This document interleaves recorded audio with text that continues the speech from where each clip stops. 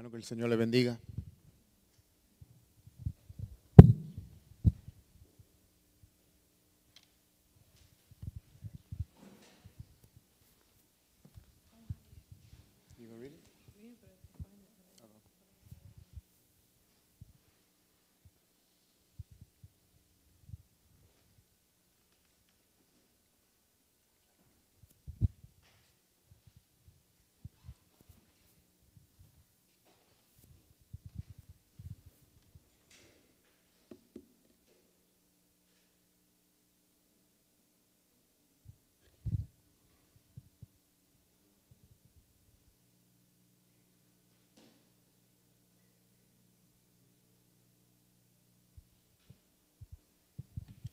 Creo que en mi opinión este es uno de los capítulos, yo creo que más importante de todos los capítulos en Mateo. Aunque todos son importantes, pero en este capítulo, yo lo he leído yo no sé cuántas veces en mi vida, pero esta vez que lo estaba estudiando aprendí tantas cosas y comencé a mirar cómo todo está tejido. Es como, esto comienza, si se recuerdan, yo estaba hablando de Mateo 5. En Mateo 5 comienza lo que se llama el Sermón de la Montaña y concluye con este capítulo. Si lo vemos desde el capítulo 5 hasta la conclusión en este capítulo, vamos a ver cómo todo está enlazado o tejido desde el primer versículo del capítulo 5, concluyendo aquí. Inclusivemente, entre más lo estudiaba, más encontraba como todo estaba tan conectado. Y como dije, lo había leído tantas veces, pero en esta ocasión comencé a conectarse, como un rompecabezas en el cerebro. Y lo que le estaba diciendo a la esposa mía, que lo más difícil a veces es tener un concepto en la cabeza y después transmitirlo.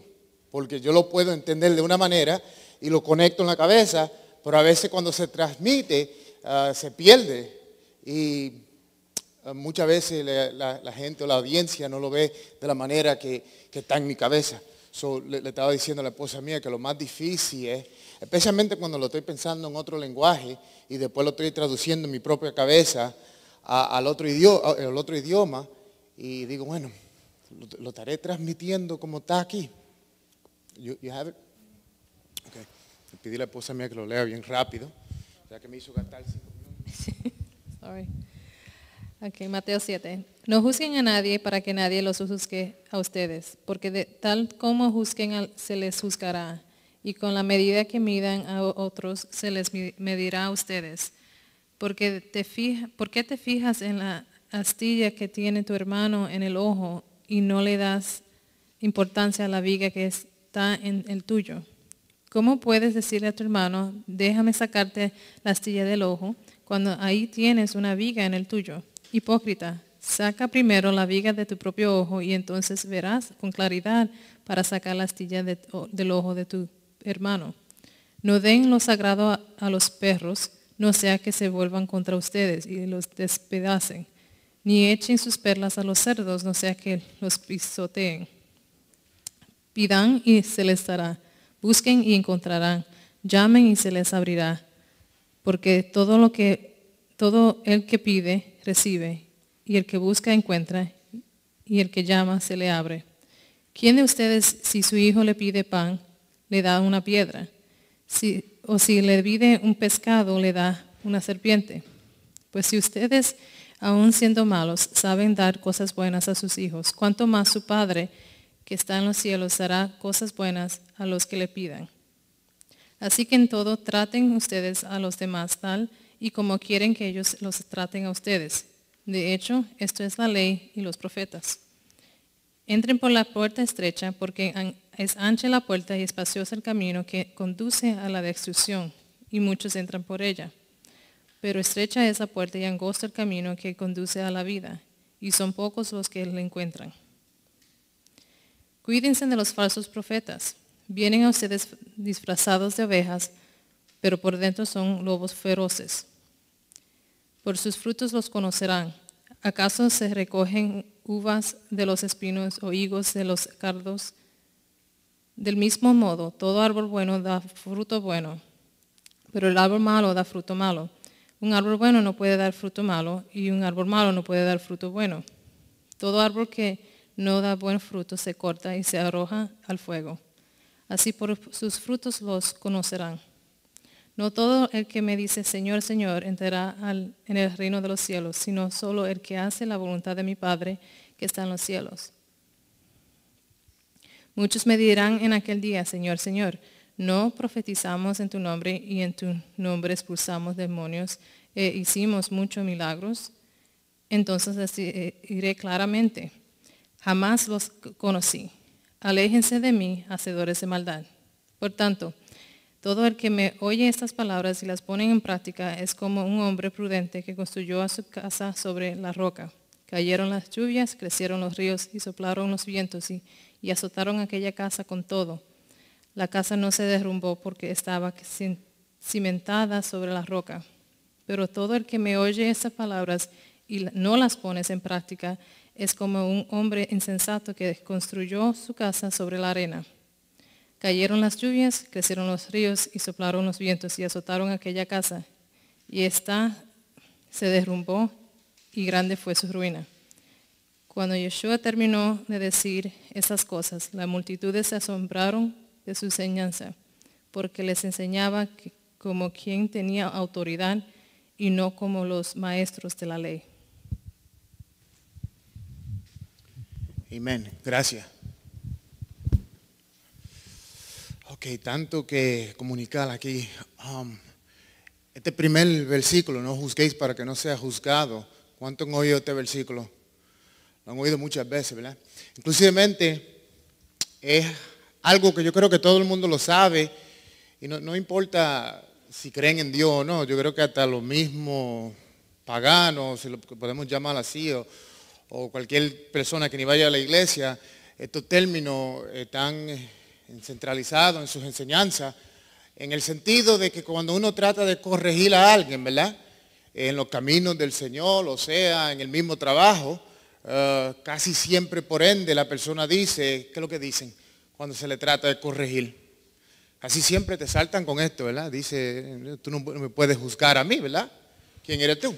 Entonces, muchas falsas enseñanzas se salen de este versículo porque, como dije, cuando se le trata de regañar a alguien, no que yo personalmente vivo mi vida tratando de regañar a alguien, pero lo he visto mucha gente cuando caen en errores, a veces en vez de relacionar o en vez de caer en razonamiento de lo que ellos hicieron está incorrecto, lo primero que te saltan como una defensa es decir, no me estés juzgando a mí.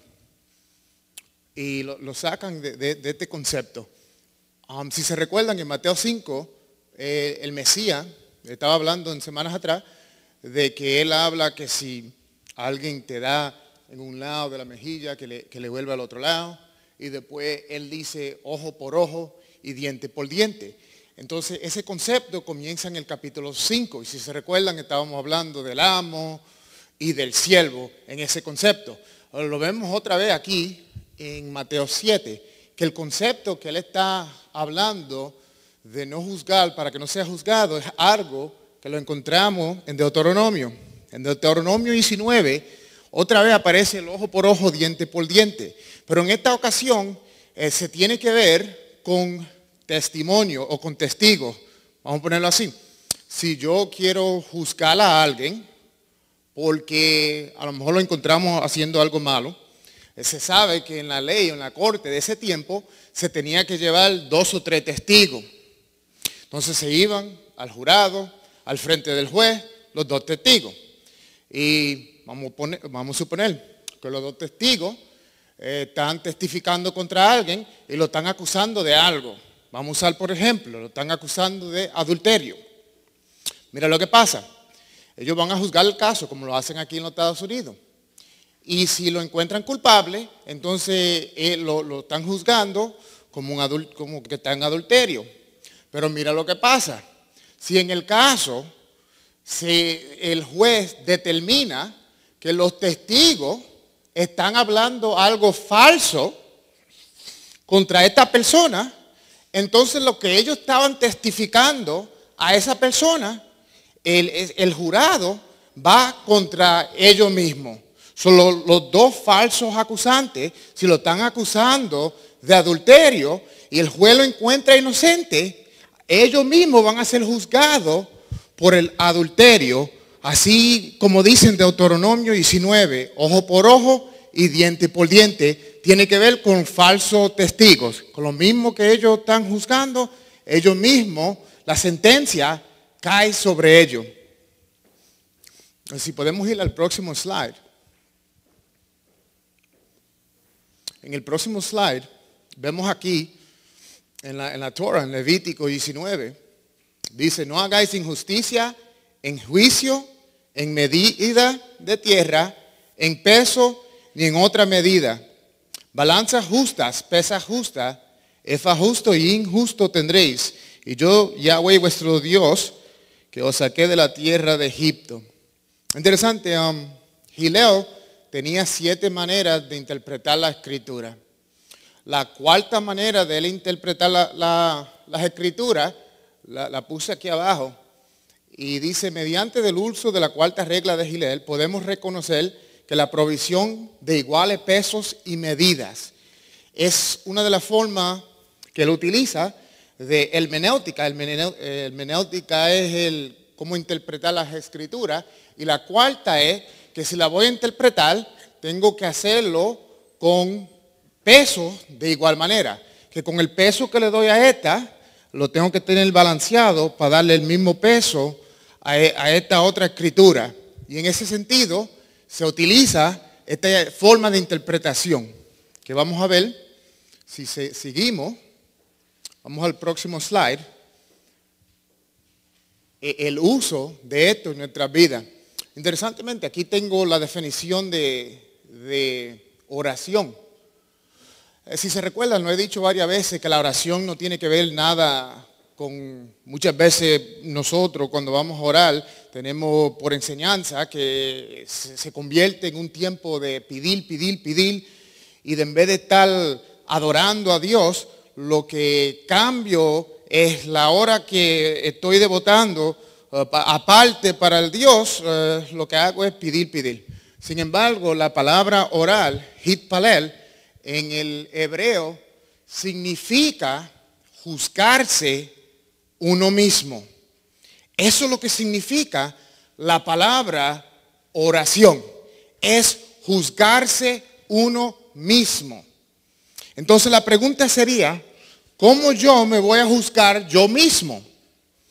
Y lo que se puede aprender de eso es que mientras yo voy aprendiendo más y más de la palabra de Dios, y se supone que si estoy caminando 5 años, se supone que en esos 5 años estoy aprendiendo más que lo que sabía cuando comencé. Entonces, mientras voy aprendiendo, me sigo juzgando yo mismo con el aprendizaje que yo tengo. Entonces, entre más Torah que yo tengo, o más yo sé de los mandamientos, entonces más yo puedo juzgarme a mí mismo, ¿verdad? Porque si no está creciendo, entonces se supone que lo mismo que creía antes, 5 años después, lo vas a creer. Pero si está creciendo y vas aprendiendo, entonces cada vez que yo voy a orar, yo tengo que juzgarme a mí mismo concerniente a lo que estoy aprendiendo. Entonces lo que yo estoy aprendiendo es la meta o es la medida que yo voy utilizando para ver si yo estoy haciendo lo que debo de hacer. Estábamos hablando con un amigo mío, hace como 2 horas atrás, estábamos hablando del significado de las leyes y los mandamientos de Dios. En la iglesia, por ende, se tiene como una connotación negativa cuando se habla de mandamientos. Ellos miran los mandamientos como reglas que están ahí para hacerme la vida imposible a mí, para que yo no pueda comer lo que me dé la gana, para yo no poder coger el día de descanso que me dé la gana. Entonces, ellos lo miran en una forma negativa. Pero inclusivemente, los mandamientos no están ahí para que uno hacerle la vida a uno bien o imposible, sino están ahí para dejarte saber que yo estoy caminando del camino que debo caminar. Y ellos están ahí como los letreros que están en la Turnpike, que los letreros no están ahí para si uno hace un error en la pista, el letrero va a coger una ametralladora y te va a tirar con tiros, sino que los letreros están ahí para dejarte saber que tú estás yendo en el camino. Lo mismo que los mandamientos están ahí para dejarme saber a mí que yo estoy caminando en el camino que debo caminar. Entonces, tienen una connotación bien negativa, pero eso es lo que significa el orar.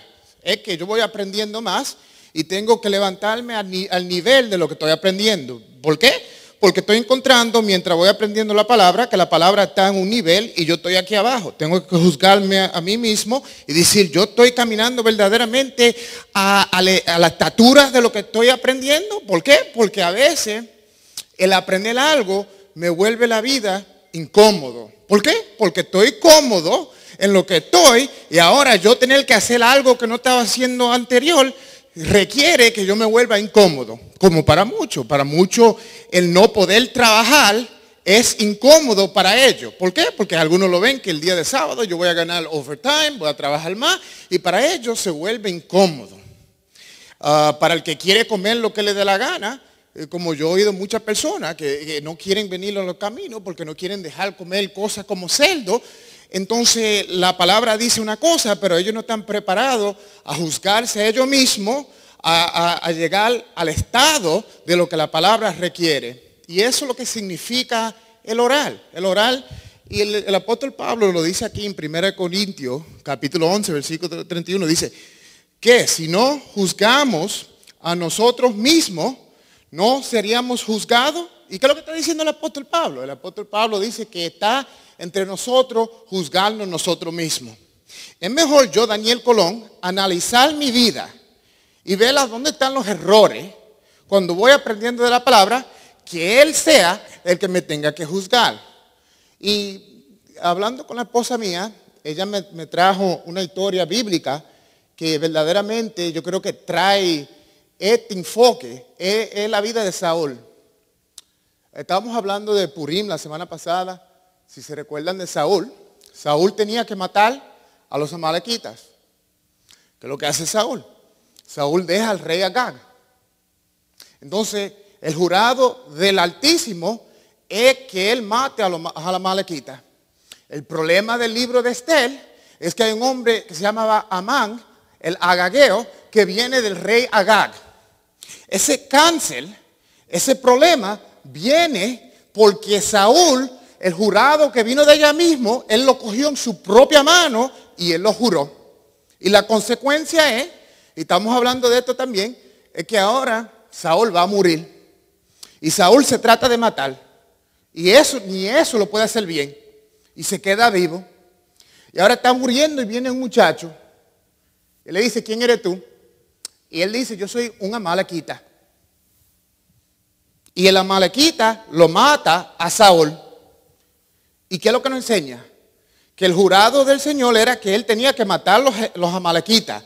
Pero como él cogió el jurado en su propia mano, el juicio en su propia mano, entonces ahora el juicio viene sobre él. Con la misma vara que mides será medido. Y ahora él tiene que morir a la mano de lo que Dios le dijo que matara. Dios le dice, mata a los amalequitas. Y ahora un amalequita lo mata a él. Y ese es el problema del libro de Estel. Fue la desobediencia de Saúl. Si Saúl mata a todo ello, entonces en el libro de Estel no pasa. No hay ese problema. No hay un Amán. El Amán es la consecuencia de la desobediencia de Saúl. Porque él quiso coger el juicio, el jurado en su propia mano. El próximo slide, en el Targum Jonatán, nos relata en Génesis 38. Sabemos la historia de Génesis 38, no tengo que relatarle la historia sobre lo que pasó con Judá y Tamar. Pero algo interesante que en como lo traducen en el Targum, lo tengo subrayado, dice, Judá reconoció los 3 testigos.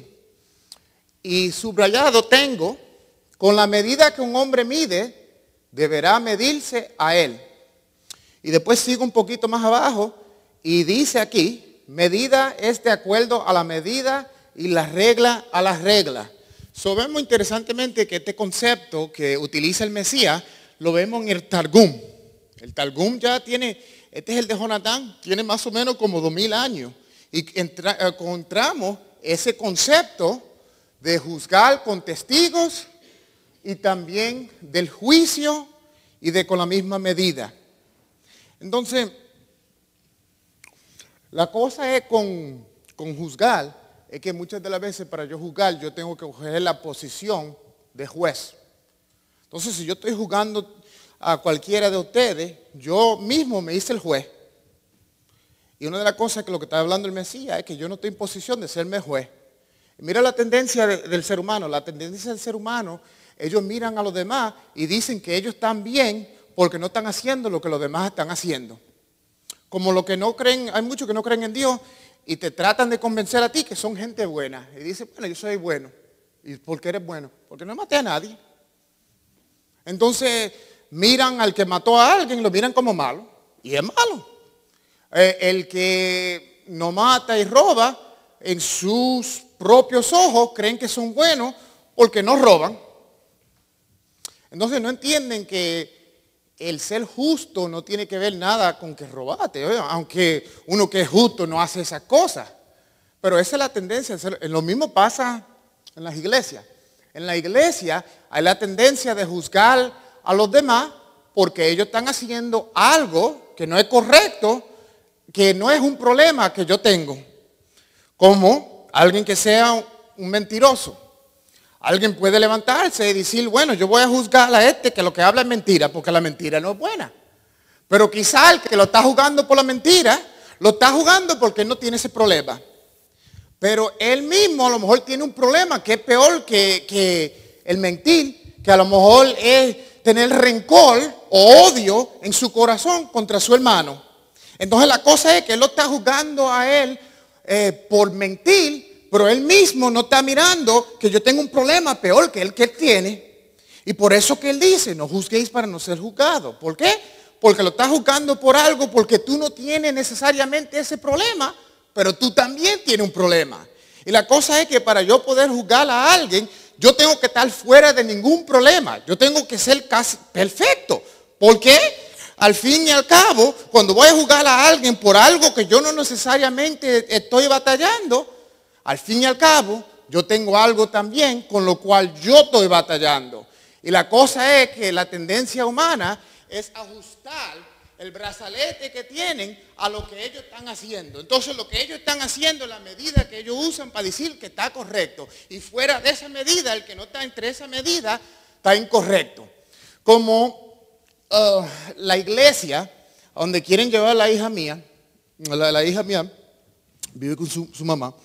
Estamos teniendo una batalla porque quieren que la hija mía se ponga falda. La iglesia que ella va, que tiene que usar falda hasta que va. La hija mía no quiere ponerse falda. Entonces ya ellos comienzan a juzgar a alguien que entra ahí con pantalones en la medida, en el punto de vista de ellos, lo miran como un injusto, lo miran como un pecador. Posiblemente la hija mía me dice que no puede estar ahí porque la miran como que ella es como si es la hija de Satanás o algo. Solamente porque entró con pantalones. Lo mismo pasaría con cualquiera de las mujeres que están aquí.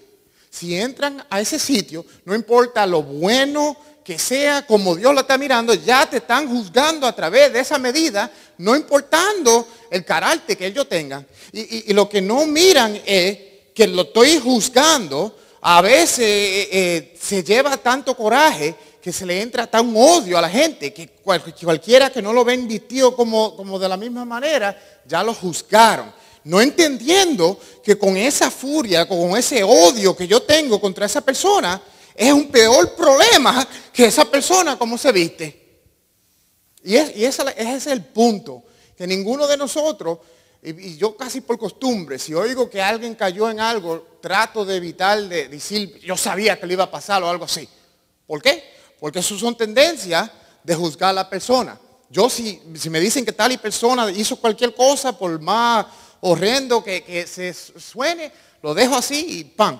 No voy a estar diciendo, mira qué tremenda persona. ¿Por qué? Porque yo no voy a saber cuando yo llegue el punto en mi vida donde a lo mejor yo caiga, Dios me libre y ahora me estén juzgando a mí. Y es lo mismo que pasa con David. David, Dios le extiende misericordia porque David es un hombre que tiene misericordia. Cuando David se iba a ese reino, se iba a su reinato, habían gente que eran de la tribu de Benjamín, porque sabemos que Saúl era de Benjamín, y comenzaron a tirarle piedras a David. Y David dijo, no, ellos tienen el derecho de tener coraje conmigo. Y David él siendo el rey, podía hasta matarlo. Es más que su capitán dijo, David, ¿tú quieres que yo termine esta gente? David dijo, no. Y por lo cual cuando David cae en un problema, y ahora es tiempo de Dios juzgar a David, él le extiende misericordia a David, porque David le extendió misericordia a sus seres humanos. Y como él le extendió misericordia a esa gente que le querían hacer daño, ahora él cae y Dios también le extiende misericordia. ¿Ve cómo trabaja? Si yo le extiendo misericordia al hermano mío, que quizá caiga en lo que caiga, cuando llegue el tiempo que Daniel Colón caiga, ahora Dios le puede extender misericordia a mí, porque yo sé extenderle la misericordia a mis seres humanos.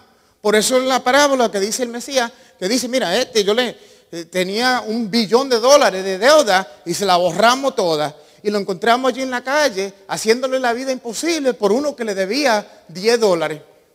Cuando se le perdonó $1 billón. A ti que se te perdonó $1 billón, tú no tienes de qué estar juzgándolo a él por $10. ¿Por qué? Porque si alguien debe entender lo que es ser perdonado, es tú que se te borró esa deuda tan grande. Y no puedes ponerte en el puesto de estar juzgando. El próximo slide.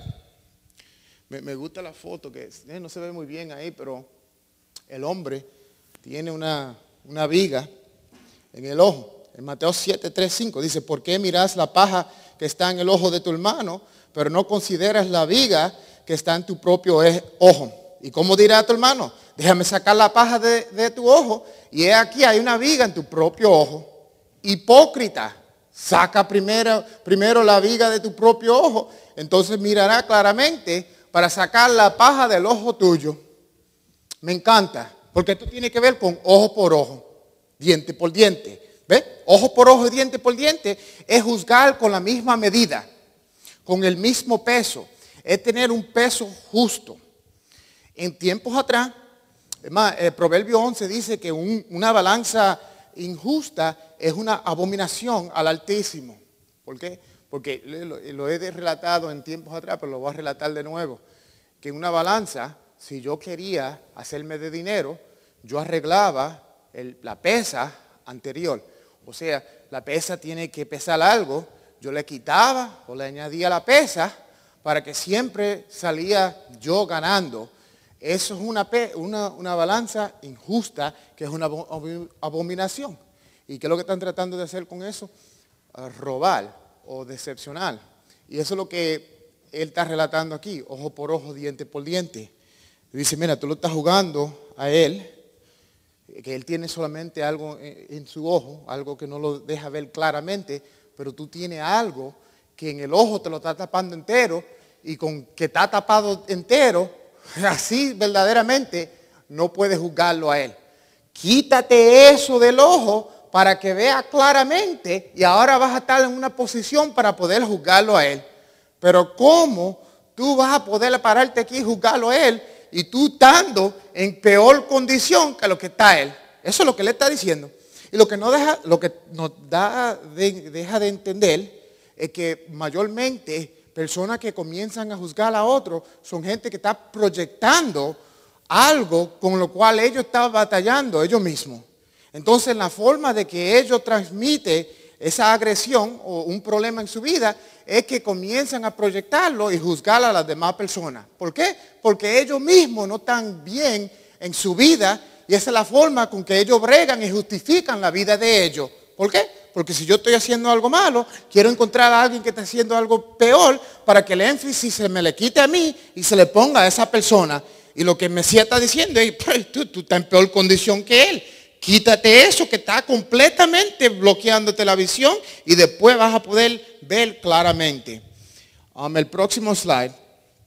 en el Talmud encontré esto, que es interesante. Lo voy a leer. Dice, Johanan dijo además, ¿cuál es lo más importante de la palabra? Que aconteció en los días de decisión del jurado de los jueces. Eso es interesante porque el día de decisión del jurado de los jueces es algo que vamos a ver que está en el libro de Jud. Fue una generación que juzgaba a sus jueces.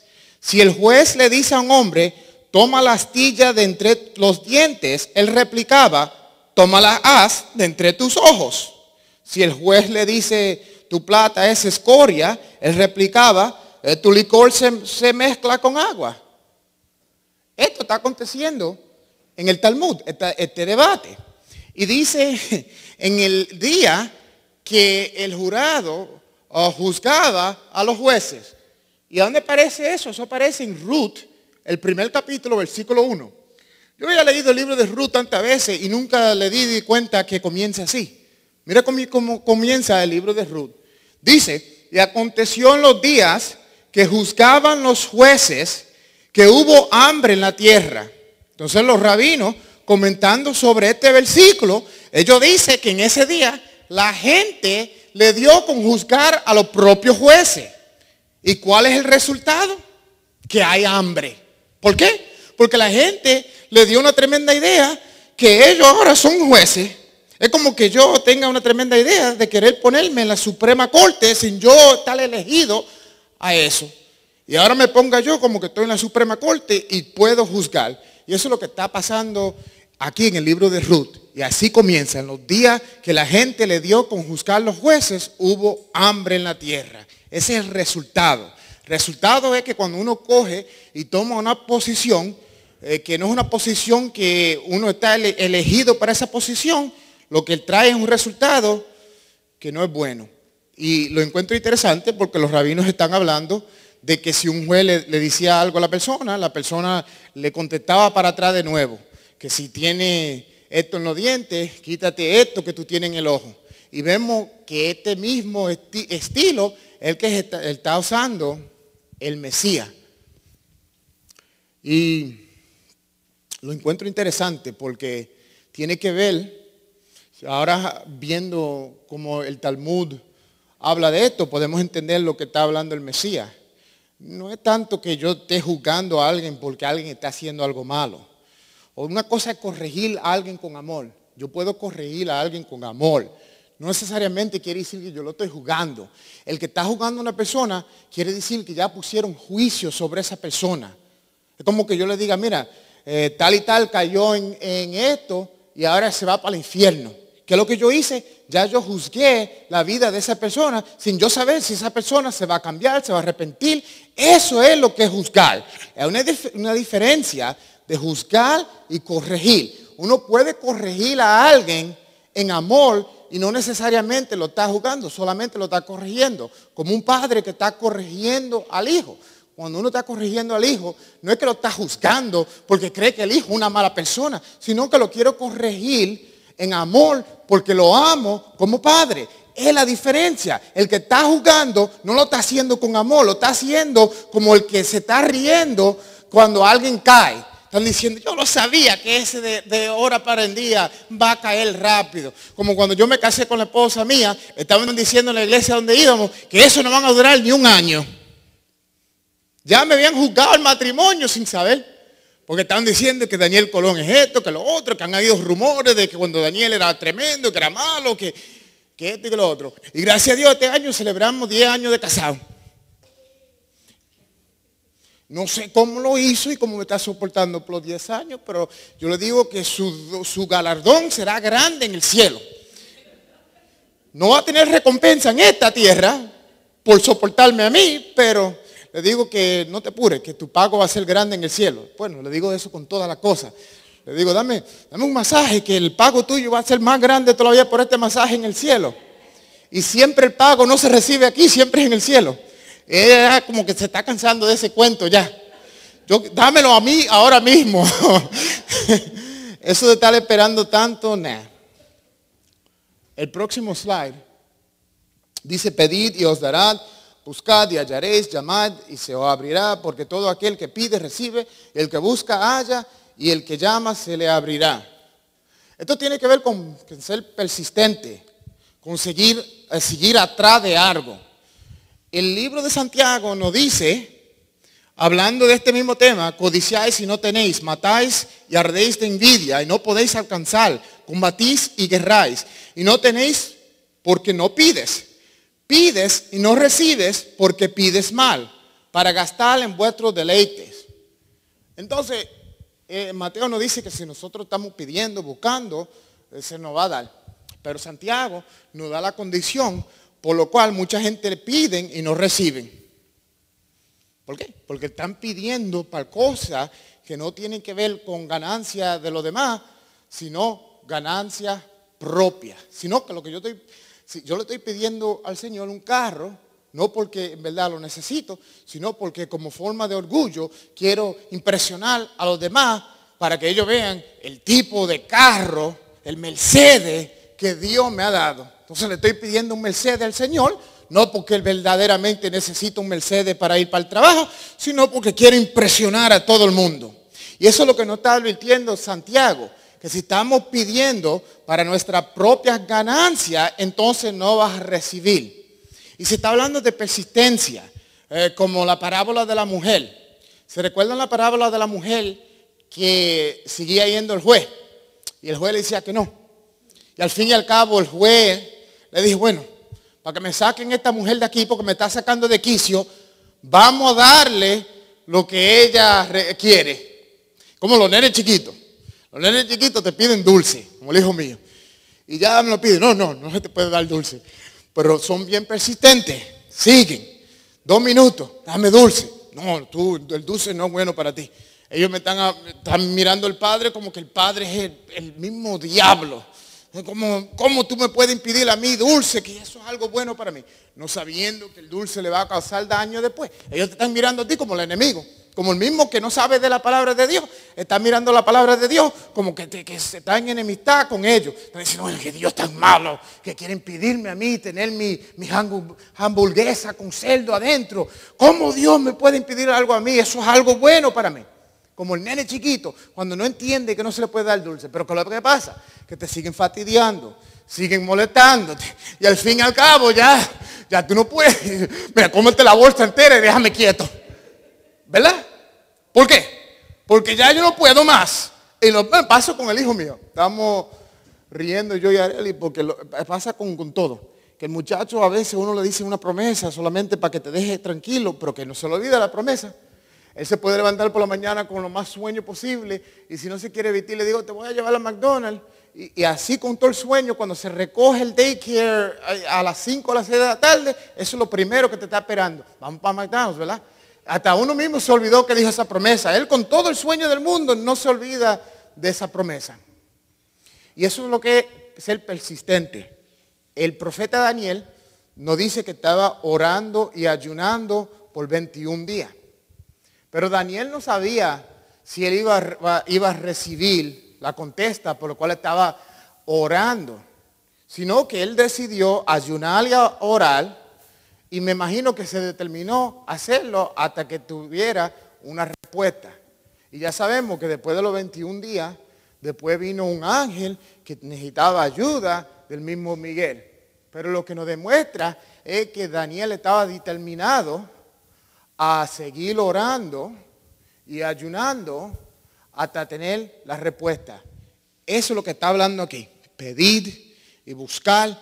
No que se pida una vez, sino que con el deseo que uno quiere algo, entonces, ¿y para qué? ¿Para qué Dios requiere un deseo del ser humano? Si Dios lo puede hacer solamente con que lo pida una vez. Sino que demuestra muchas cosas. Cuando una persona es persistente en algo, esa tiene tendencia de ser persistente en otra cosa, como Moisés. Moisés está discutiendo con el Altísimo que no quiere ir a hacer su oficio, que Dios le está diciendo, vete allí. Y Moisés, no quiero hacer eso. Y sigue siendo persistente, no quiero. Pero el valor de la persona que es persistente tiene mucho valor. ¿Por qué? Porque la persona puede ser persistente o puede querer ir siguiendo haciendo algo, aunque sea negativo.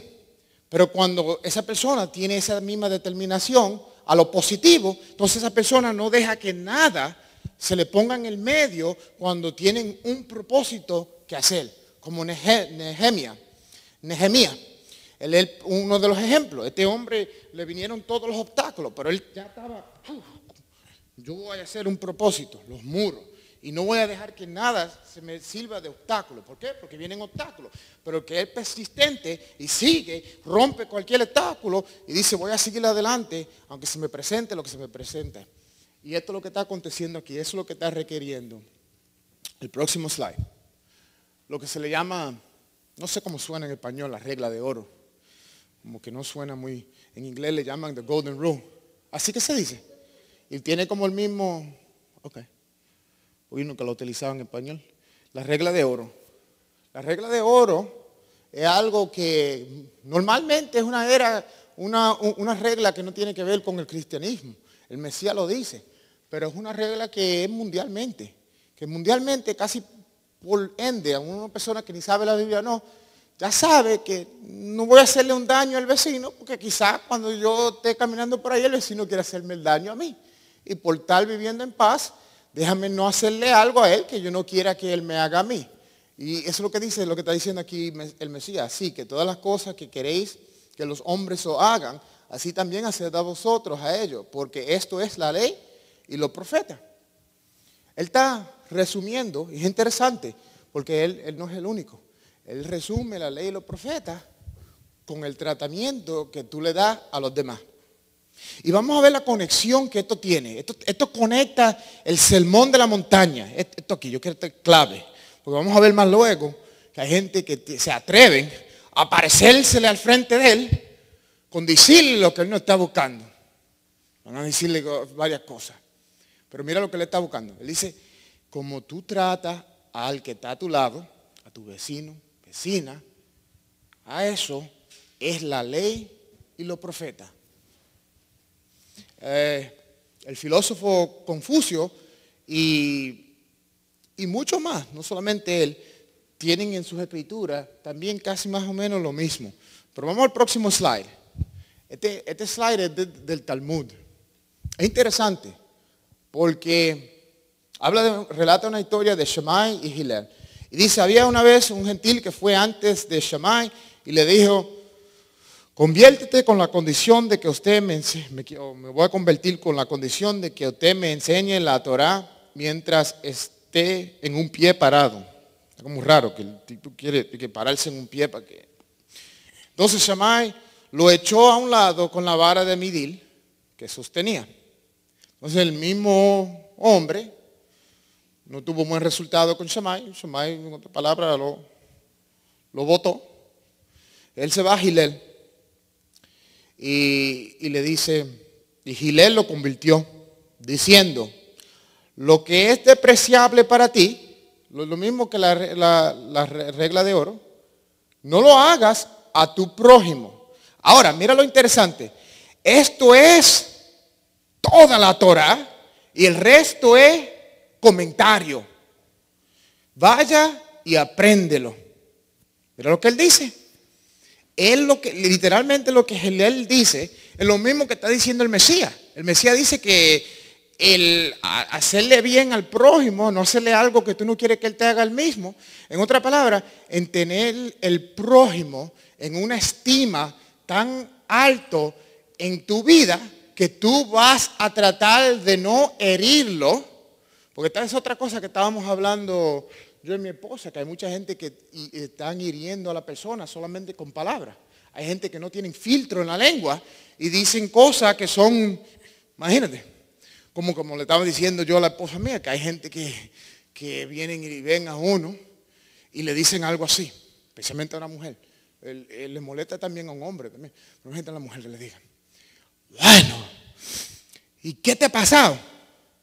Te dejaste dañar. Y uno está mirando, wow, y la mujer por dentro a lo mejor la destruye, ¿verdad? Porque dice, wow, mira cómo, en vez de decirme cómo estoy, tanto tiempo que no te he visto, pues lo primero que le salta es que te dejaste dañar. Y con eso está hiriendo a la persona Y hay gente que, como dije, los muchachos chiquitos no tienen filtro, pero hay gente adulto que tampoco tienen filtro y lo que hablan a veces para herir a la persona. Y en un caso así, es más que estaba yo en Santo Domingo, estaba parado en una esquina y están muchachos, unos jóvenes que parece que salieron como de la high school, está la muchacha pasando y él comienza a vocear, le llama a la muchacha no le está respondiendo, le dice, ven acá, explícame qué es lo que te está pasando. ¿Qué es lo que tú estás y como que le vocea, estás comiendo demasiado, ¿qué es lo que está pasando? Y sigue voceando, y yo, estoy pensando por dentro, este hombre está loco. Y le dice, ven acá, explícame qué es lo que está sucediendo contigo. Y yo digo, pero este hombre está loco, porque la muchacha ya que no le está haciendo caso, sigue. Y yo digo por dentro, wow, ¿verdad que hay gente que verdaderamente no tienen filtro? ¿Y qué es lo que está hablando el Mesías o el mismo Geleo? Es que la Torah entera está ahí para yo demostrar amor a mi prójimo. Si estoy haciendo eso, el resto es comentario. El comentario es cómo voy. ¿Por qué? Porque si estoy agradando, haciéndole bien a mi prójimo, entonces estoy agradando a mi Padre que está en el cielo. Es como el que le hace algo bien a un hijo, es como si lo hicieran a uno mismo, ¿verdad? Que a mí alguien no me tiene que dar un regalo. Pero si veo que alguien le da un regalo al hijo mío, como padre, es como si me lo diera a mí, ¿verdad? No me lo tiene que dar directamente, ¿verdad? Porque lo bien que él hace con el hijo mío, me lo hace a mí. Lo mismo padre con el Padre en el cielo.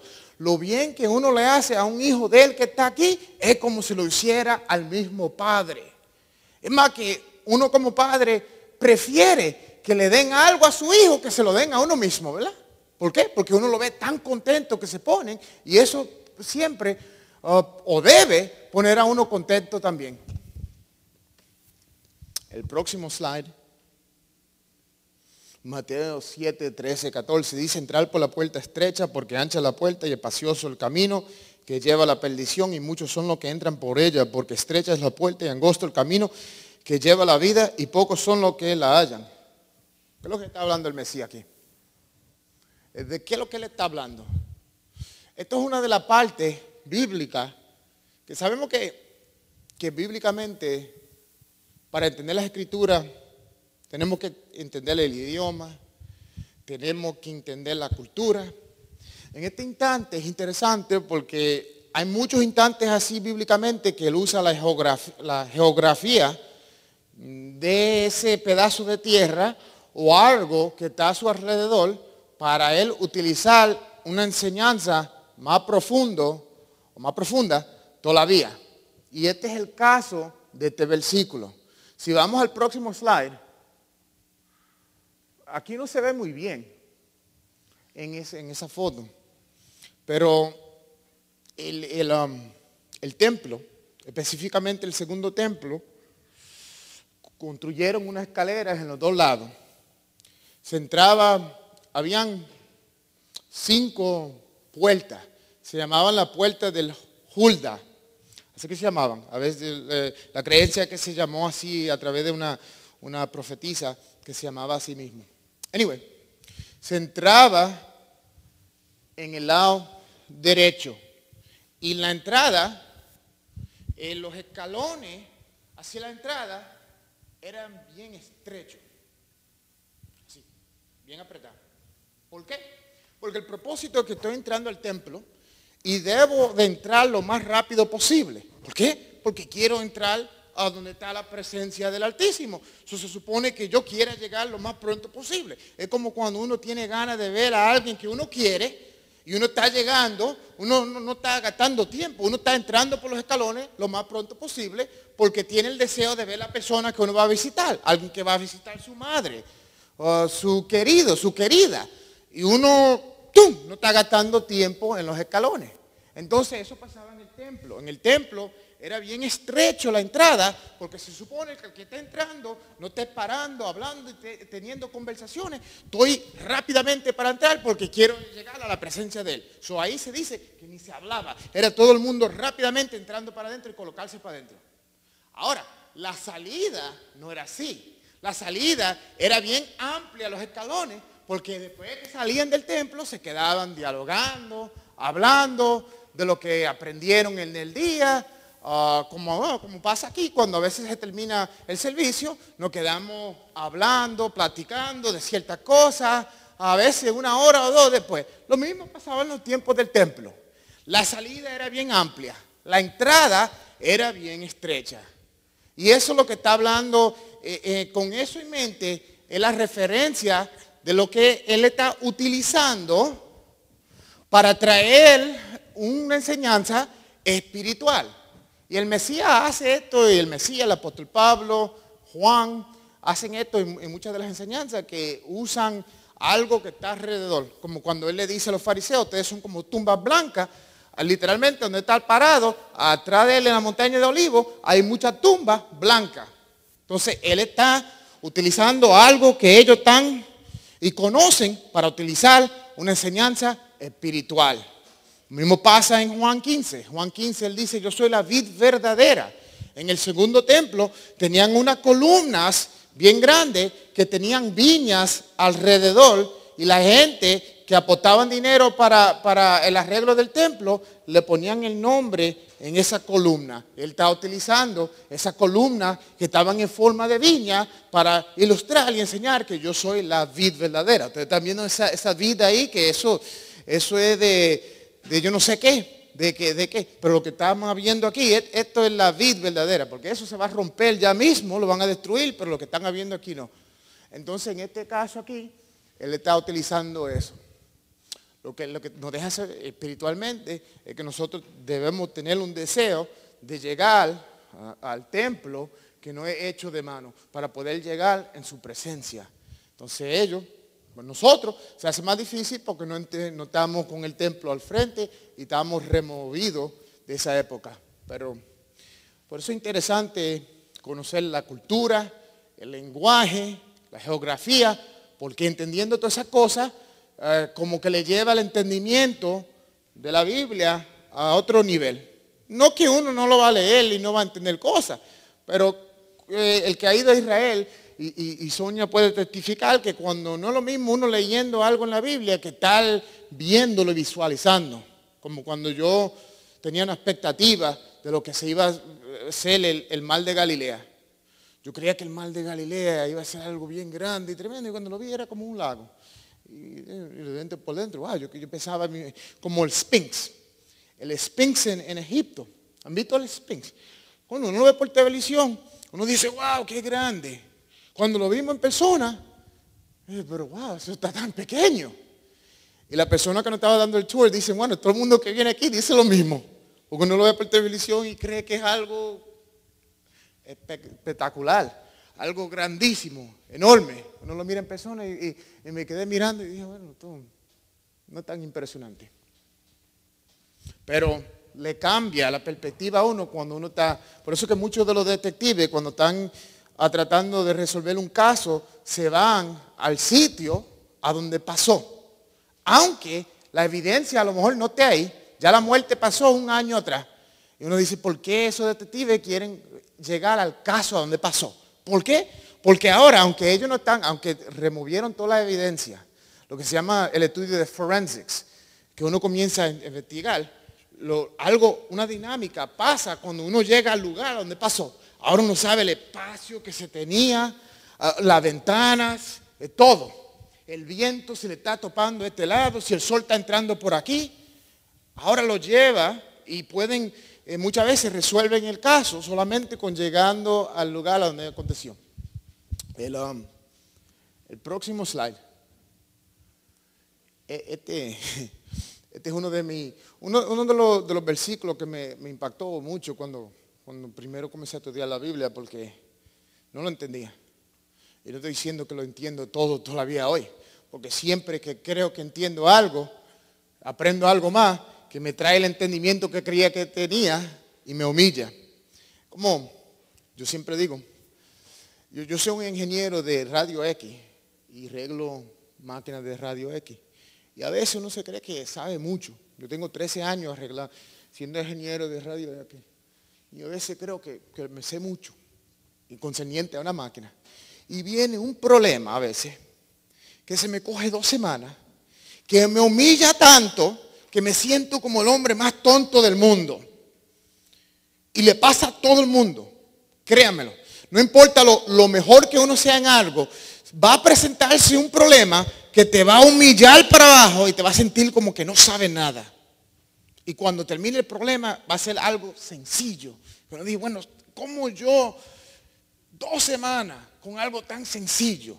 Me siento como un tonto. Lo mismo pasa con la Biblia, que cuando uno cree que sabe todo, viene el Señor y le demuestra algo, a alguien que le ponga en su vida, que verdaderamente humilla a uno y diga, verdaderamente, yo no sé nada.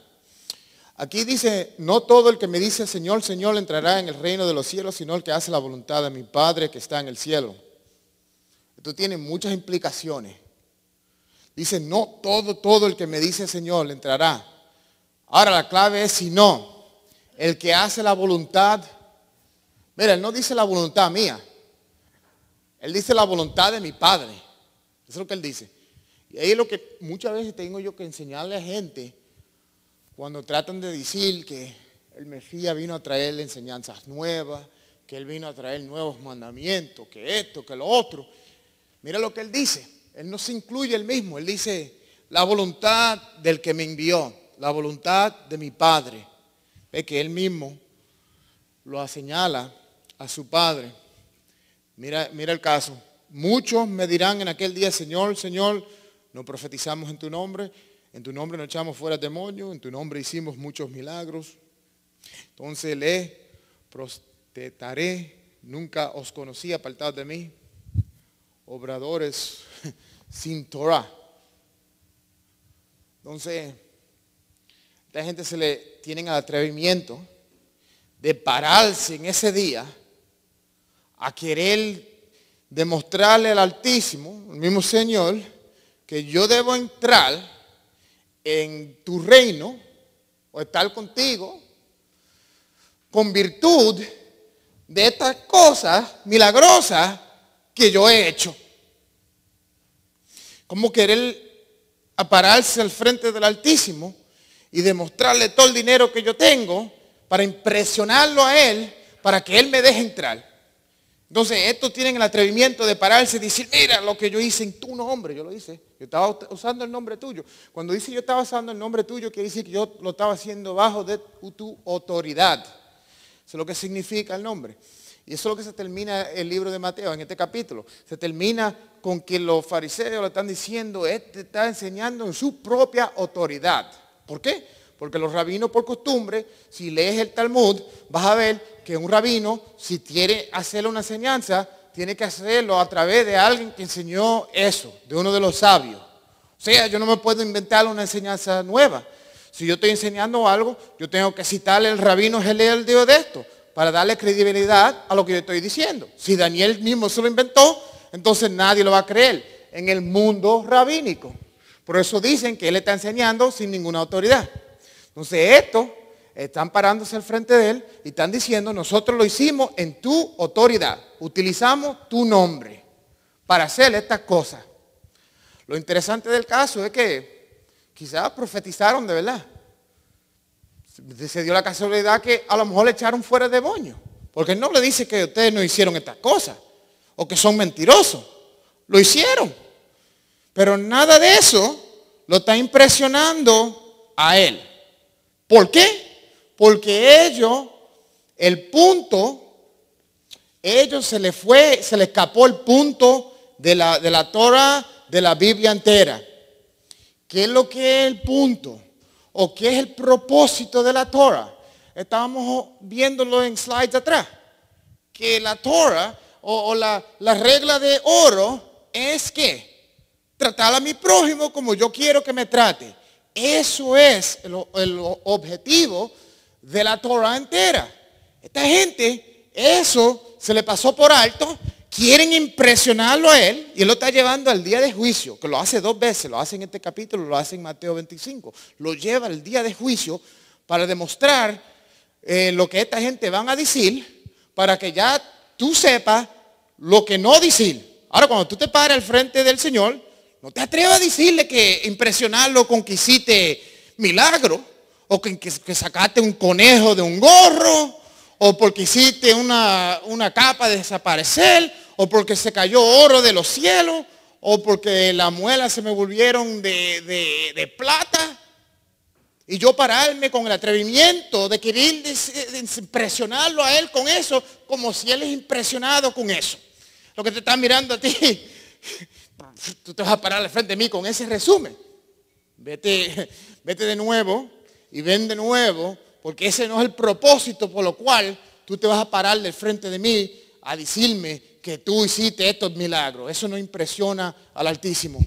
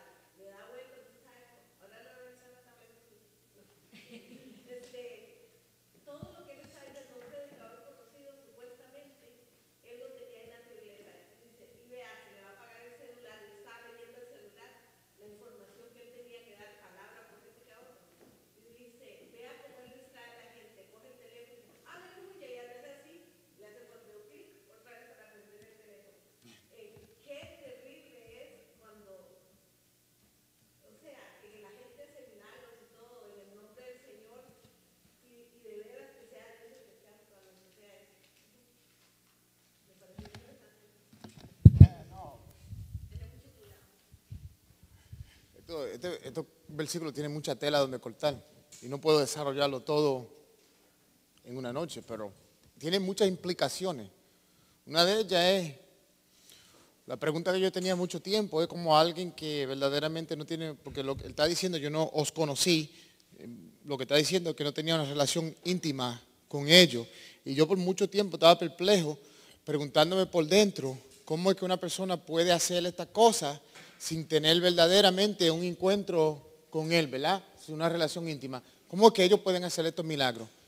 Y la respuesta está en Deuteronomio 13. En Deuteronomio 13 nos dice que si alguien viene a profetizar, a hacer prodigios y milagros, pero nos llevan a alejarnos de Dios, sepan que soy yo probándole a ustedes para saber lo que está en sus corazones. Que Él permite que gente profeticen y cosas así.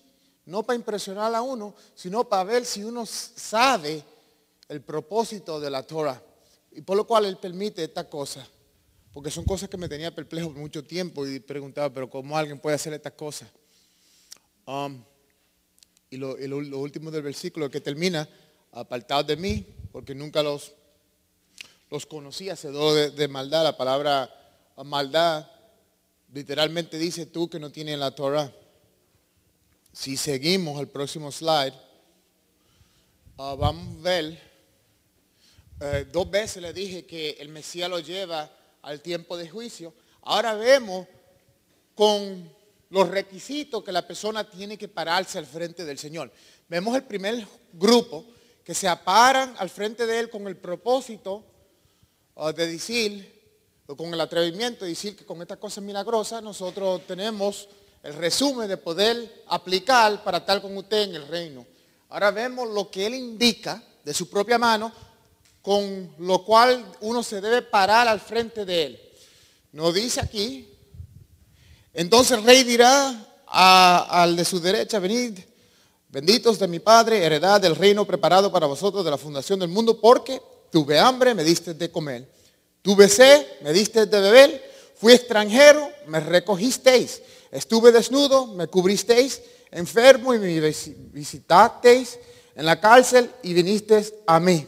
Esto es lo que Él está buscando, por lo cual uno pueda pararse al frente de Él con estos méritos. No con el atrevimiento de que con que yo hice magia o brujería o lo hice en el nombre de que sea, hice cosas pasar, no con ese atrevimiento, sino con el mérito de que mi vida, el propósito de mi vida fue ayudar al que tuve o que estaba en mi alcance poder ayudar. Miren dos cosas, rápidamente. Una de las cosas, él dice que yo tuve hambre, no me viste comer. Me viste desnudo, no me vististe. Estuve en el hospital, no me visitaste. Estuve en la cárcel, no me visitaste. ¿Qué es lo que tiene que ver? Tiene que ver con dos cosas. Con el que tenía hambre, yo no le di de comer. La comida es moneda. Porque con la comida es como si le dieran dinero a alguien. Es más, que el diezmo se daba con la comida, ¿verdad? Entonces, lo que está hablando es de económicamente. Yo tuve el alcance de ayudar a alguien y económicamente no extendí mi mano en el bolsillo para ayudar a esa persona, económicamente. Estuve desnudo también, económicamente. Ahora, no se queda solamente con la económicamente, porque económicamente hay muchos que están en Hollywood, que dan donaciones grandes. ¿Por qué? Porque es fácil, si yo tengo 40 billones en el banco, yo darle 20,000 pesos a alguien. Eso no es viento que tumba palo para una persona que tenga eso. Y lo ponen ahí. ¿Por qué? Porque eso es fácil. Ahora, la segunda parte no tiene que ver de lo que él requiere con el dinero, sino que tiene que ver con el tiempo. ¿Por qué? Porque el tiempo que yo vaya a visitar a alguien que está enfermo en una cárcel no requiere dinero, sino requiere tiempo. Ve que tiene que tener un balance de los dos. La economía es buena, pero también a veces yo coger el tiempo y de educar a alguien o demostrarlo o ayudarlo también equivale en ese día. Las dos cosas. No puede hacer una sin dejar hacer la otra. No, ¿por qué? Porque es fácil a veces. El que tiene dinero es fácil mandar dinero a todos lados. Eso lo hace cualquiera. Pero a veces es más difícil yo cogerle el espacio de tiempo y pasarle con alguien que está necesitado. Para eso es difícil. Hay algunos que pueden pasarle el día entero visitando, pero cuando le habla del dinero, como que tenemos una expresión a nosotros. Al papá mío, si lo quiere poner malo, háblale de dinero. Se le dice, no, literalmente, él es bien blanco de los ojos verdes. Si le habla de dinero, se le sube la presión, se vuelve rojo cuando se le pide dinero. Y no es por chiste, es verdad. Nosotros tenemos una presión. ¿Quieres subirle la presión a tu papá? Pídele dinero. Y se pone rojo como un tomate. Y hay gente así. Pueden pasar todo el tiempo ayudando, pero se suelta el dinero. No, esto lo necesito. Entonces vemos los dos. El próximo slide. ¿De dónde que se saca lo que el Mesías está hablando de lo que él requiere en ese día? Es de aquí, de Deuteronomio 26, del tercer diezmo. El tercer diezmo se trata con, déjame leerlo rápido, cuando hubieres acabado de diezmar todos los diezmos de tus frutos en el año tercero, en el año diezmo, darás también al levita, aquí lo tengo subrayado, al extranjero, al huérfano y a la viuda. Y comerán en tus villas y se saciarán. Ahora, esto es clave. Esto es algo que casi el que diezma nunca le pone énfasis a esta parte. Los rabinos comentan sobre esto, que es importante diezmar tanto como esa última parte que dice que cuando tú lo hagas y dirás delante de Yahweh tu Elohim, yo he sacado lo consagrado de mi casa y se lo he entregado. Ahora, una cosa es diezmar, la otra cosa es que cuando yo lo haga, me voy a parar al frente de él, no al frente de los demás, diciéndole todo lo bueno que yo soy y tantas las donaciones que ya del año, porque ya recibí mi mérito, sino delante de él y lo voy a pronunciar. Y eso es lo mérito que él está buscando cuando te pares a él en ese día. Él no está buscando cuánto dinero tú tienes en el banco, cuántos milagros hiciste. Él lo que está buscando es que tú pronuncies que con lo que me diste lo compartí con el huérfano, con el extranjero. Esa es la base de lo que él está buscando cuando te pares al frente de él en ese día. El primer grupo no leyeron eso, no lo entendían, se pararon de él con una mentalidad errónea. El segundo lo entendían, ¿por qué? Porque algo que lo vivían. Y para terminar, los últimos 2 slides, dice que cualquiera que oye esta palabra y la hace, la compararé a un hombre prudente que edificó su casa sobre la roca. No se ve muy bien aquí, pero esa casa está sobre una roca. ¿Y qué es lo que está hablando el Mesías? Que lo compararé. El último slide, si me pueden ir, este es el último. El Mesías compara los prudentes. Recuérdense que él dice que en ese día muchos me van a decir, Señor, Señor, hicimos esto, lo otro. Va a decir, apartado de mí, tú no que tenías mis leyes. No entendían sus fundamentos. Él lo compara, lo que son prudentes, lo que de Mateo 25 entran y se sientan con él. Dice, entrado en mi reino, en lo poco te di, en lo mucho te pondré, entra aquí. Él compara eso como lo que ponen su casa sobre una roca. El que entró con el atrevimiento de decir que yo profeticé y todas esas cosas, lo compara con un hombre que hizo su casa sobre la arena. El concepto de esto es que la Torah entera comienza con la letra engrandecida, la Bet. La Bet significa casa. Casa. Entonces es interesante porque de esta palabra Bereshit hay muchas enseñanzas. Una de ellas es que cuando los rabinos comentan y los místicos, porque el Señor comenzó a construir con la letra Bet, que significa casa. Ellos dicen que Él construye la Olam Haseh y la Olam Haba, la casa que nosotros estamos hoy en día y la casa en el mundo por venir, el Olam Haseh y el Olam Haba. Por eso lo cual Él comienza con esa letra, porque esa letra simboliza la casa. Es interesante también, y concluyo con esto, que los cabalistas enseñan que cuando Dios fue a crear los cielos y la tierra, Dios era tan grande y espacioso que Dios mismo tuvo que hundirse, coger paso para atrás y contractarse Él mismo para poder hacer el espacio para crear el mundo y la tierra. Yo no sé si entienden eso, pero eso es tan profundo que cuando los cabalistas, muchos que lo miran de una forma negativa, pero tienen tremendas enseñanzas, que Dios es tan grande que para Él crear el mundo tuvo que coger un paso o dos atrás para hacer el espacio. Eso es una perspectiva. Para poder hacer la casa que nosotros vivimos hoy en día, Él tuvo que echarse.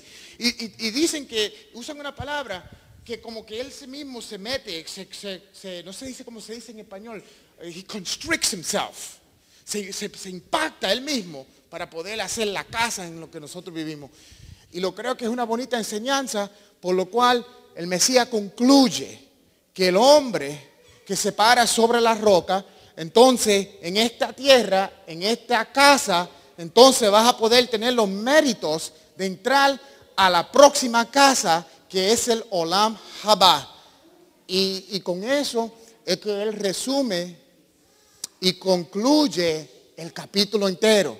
Que todo el capítulo Mateo 7, el 6 y el 5 tiene que ver como el tratamiento que nosotros tenemos con nuestros vecinos y nuestros hermanos. Eso van a ser los méritos de un hombre que pone su casa sobre la Torah y sobre la roca. Que Dios le bendiga.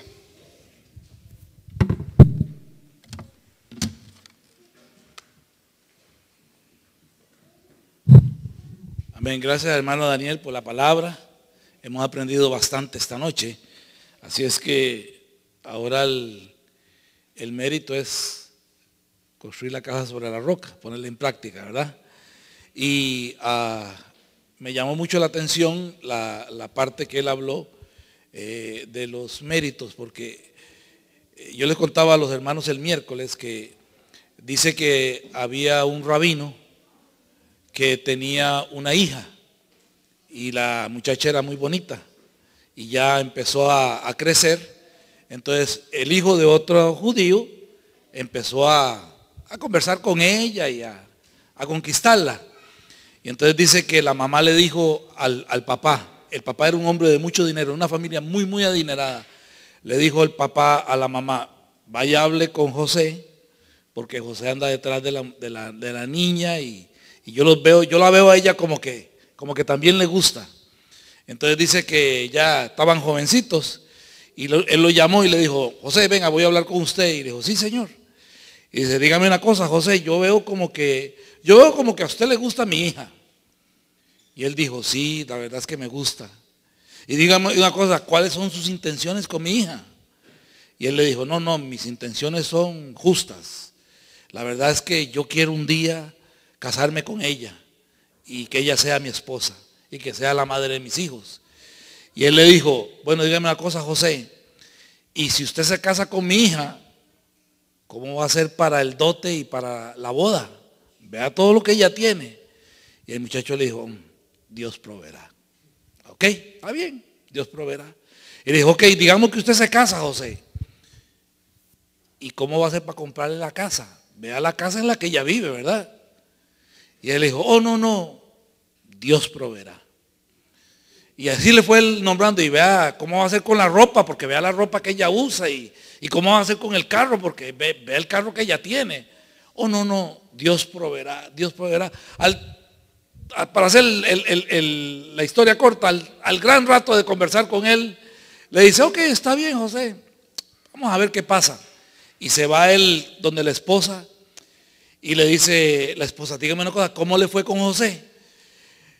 Bueno, me fue bien, aunque estoy un poco preocupado. Y dice, ¿por qué está preocupado? Dice, porque José cree que yo soy Dios. Entonces se casa José con la muchacha. Y le dice el esposo a la esposa.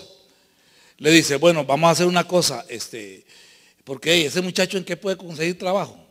La verdad es que vamos a pagarle los estudios para que él siga estudiando. Él estaba estudiando en una yeshiva para ver si al final de los estudios él se consigue un buen trabajo. Él le pagan los estudios de la yeshiva y ahí van, 1 año, 2 años, y ya viene el primer hijo, y viene el segundo hijo, y viene el tercer hijo, y se gradúa de la yeshiva y va a buscar trabajo y no encuentra trabajo.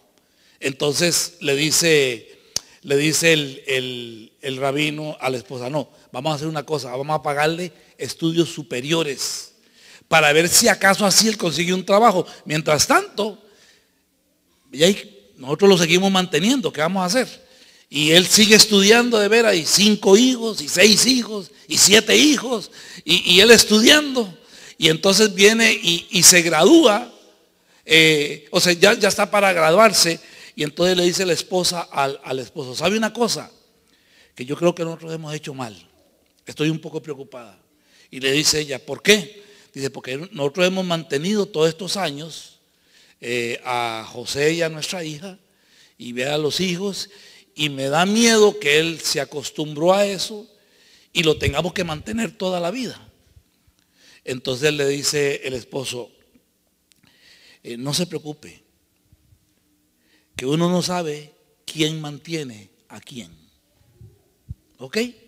Se gradúa José de la universidad, de los estudios superiores de la yeshiva, y entonces le aparece un trabajo a José. Pero resulta que el trabajo de José es en otro país. Entonces José viene a hablar con el papá y con la mamá y le dice, bueno, mire, han pasado ya muchos años. Yo estoy muy agradecido con ustedes porque me han dado todo, me dieron los estudios, me ayudaron con mi familia, vean los nietos que tienen. Yo estoy muy contento, pero yo tengo que ser responsable de mi familia y me apareció un trabajo. El único problema es que es en otro país. Dice, y cuando me lo ofrecieron, yo dije que sí. Así es que con el dolor en mi alma, pero pensando en mi responsabilidad y en que yo tengo que, como dice la palabra, mantener por mi familia, nos vamos para ese país. Y el papá le dijo, bueno, se tienen que ir, se tienen que ir. Se va el muchacho y 4 días después, ¡pum!, muere el papá. ¿Ok? Se murió el papá. Entonces están en la funeraria y entonces ya están haciendo todo el cortejo fúnebre y la esposa se para a dar unas palabras. Y la esposa dice, un día mi esposo me dijo algo que yo nunca entendí hasta el día de hoy. Él me dijo, cuando nosotros tuvimos la situación con José, él me dijo, uno no sabe quién mantiene a quién. Una vez que José se fue, él se murió. ¿Cuál es la moraleja? Los méritos de la sedacá, los méritos de la benevolencia, como nosotros llamamos, del hacer misericordia, los méritos de lo que el Mesías dijo, es que cuando nosotros hacemos misericordia con una persona, abrimos las puertas de los cielos para que la bendición de Dios caiga sobre nosotros.